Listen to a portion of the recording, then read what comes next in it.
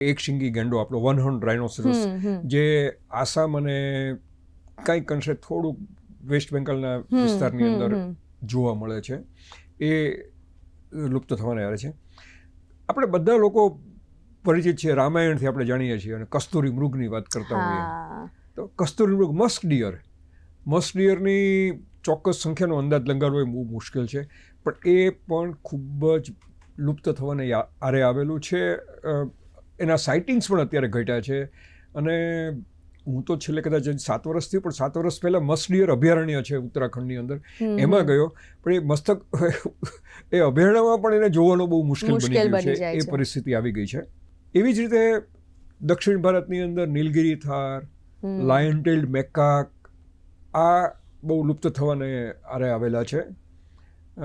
ઘણા સારા પગલાં લેવાયેલા છે ને ઘણા બધા લોકો સાયલન્ટ વેલીથી બહુ પરિચિત હશે, તો એ સાયલન્ટ વેલી પ્રોજેક્ટની અંદર આખી પ્રોજેક્ટ આપણે અટકાવી દીધો, એ અમલમાં જ ન મૂક્યો અને એને કારણે થઈને એના આપણે રહેઠાણને બચાવી શક્યા.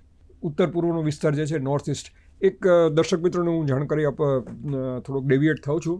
આ જે પ્રજાતિઓના રહેઠાણો જે છે એ જુદા જુદા ભૂભૌગોલિક પરિસ્થિતિ અને તાપમાન સાથે સંકળાયેલા છે.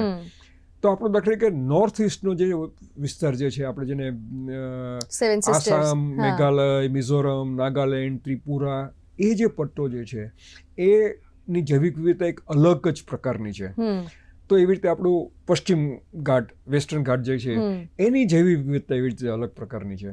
હિમાલયથી બધા પરિચિત છે, તો ત્યાંની જૈવિક વિવિધતા એ અલગ અલગ પ્રકારના રહેઠાણો જે નિર્મિત થયેલા છે એની અંદર આ વસે છે. એટલે હવે આપણે હુલોક ગિબન, તો હુલોક ગિબન પણ અત્યારે સંખ્યામાં ઘણા ઘટાયેલા છે. હાથી વિશે આપણે બધા કદાચ જાણતા હોઈએ, એશિયાટિક એલિફન્ટ, એની સંખ્યામાં પણ ધરખમ ઘટાડો. પણ કેટલીક એવી પ્રજાતિઓ છે, કદાચ ઘણા લોકો એનાથી પરિચય, કે રેડ પાંડા, આપણું WWFનું એ સિમ્બોલમાં રેડ પાંડા છે, તો એની સંખ્યા પણ ઘટેલી છે. એવી રીતે નામદાપા ફ્લાઇંગ સ્ક્વિરલ, અરુણાચલનો જે વિસ્તાર જે છે ત્યાંની એક પ્રજાતિ છે નામદાપા ફ્લાઇંગ સ્ક્વિરલ, તો એની સંખ્યા પણ ખૂબ જ ઘટી રહી છે.